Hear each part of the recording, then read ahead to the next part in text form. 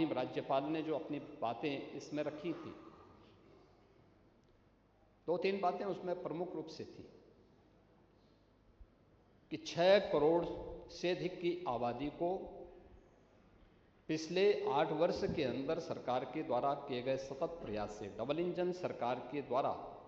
उन्हें बहुआयामी गरीबी की रेखा से ऊपर किया गया है। ये नीति आयोग के वे आंकड़े हैं जो उन्होंने पूरे देश भर में सरकार के विकासपरक योजनाओं, कल्याणकारी योजनाओं के परिणाम स्वरूप उसके परिणाम सामने आए हैं। इसका मतलब ये नहीं कि उनको इन अन्य योजनाओं से वंचित कर दिया जाए। उनको जो राशन की सुविधा मिल रही है वह यथावत मिलेगी, उन्हें स्वास्थ्य की सुविधाएं जो मिल रही हैं वे यथावत मिलती रहेंगी,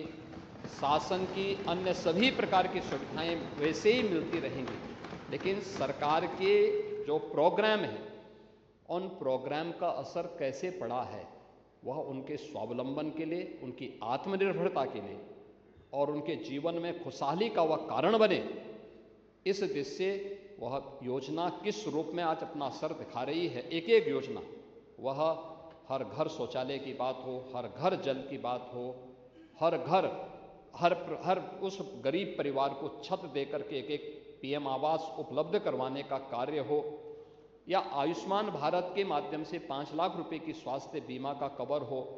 या फ्री में राशन की सुविधा उपलब्ध करवाने का कार्य हो, या 1 करोड़ 6 लाख उन परिवारों को जो निराश्रित महिलाएं हैं, वृद्धजन हैं, दिव्यांगजन हैं, उनको 12,000 रुपये की सालाना पेंशन की सुविधा उपलब्ध करवाने का कार्य हो।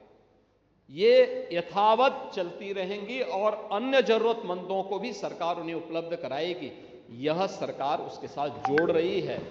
ऐसा नहीं किसी को रोकने के लिए, बल्कि उसमें और क्योंकि उसके परिणाम आ रहे हैं,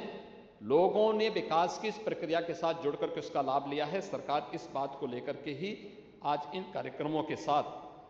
उस परिणाम के बारे में भी सदन को अवगत करा रही है, क्योंकि उपलब्धियों के साथ साथ भावी कार्य योजना ही दस्तावेज होता है। राज्यपाल जी का संसद में राष्ट्रपति जी का अभिभाषण होता है और विधानसभाओं में राज्यपाल जी का अभिभाषण होता है, और राज्यपाल जी का अभिभाषण उसी बात को यहां पे प्रस्तुत करने का है। आपने देखा होगा, आपने बहुत सारी चीजें अपने भाषण में उसको स्वीकार भी किया है कि संगठित अपराध नियंत्रित हुआ है। कुछ अन्य मुद्दे भी आपने उठाए हैं, और सचमुच ये 9 वर्ष, अभी लगभग 9 वर्ष की जो यात्रा है, ये 9 वर्ष की जो यात्रा, ये सरकार की अपराध और अव्यवस्था से अनुशासन की यात्रा है, कर्फ्यू से कानून का राज का है,